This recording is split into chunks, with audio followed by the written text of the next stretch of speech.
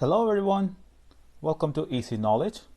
Today I'm going to show how to delete temporary files from your system and improve the performance of your PC. Alright, let's dive in without wasting any more time. First, we need to go to the start here and type in run, and let's open up the run box here. You could also open up the run box by hitting the Windows key and the R key together on your keyboard. Alright, first we need to type in prefetch inside this run box here and hit OK.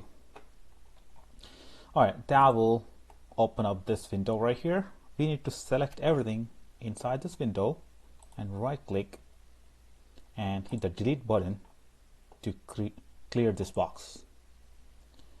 Alright, so as you can see, everything will not get deleted, but that's okay, just leave that alone.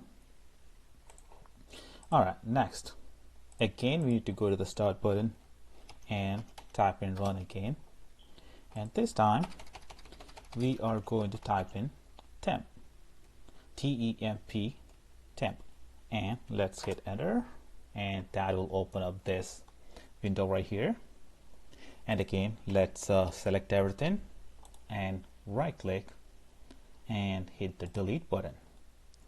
Alright, and that will clear this window right here, but it may not delete everything inside that folder, but that's okay.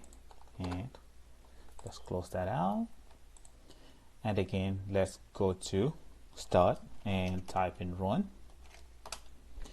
and this time we are going to enter percentage temp percentage. Alright, and let's hit enter. Alright, again in this window we should select everything inside that window.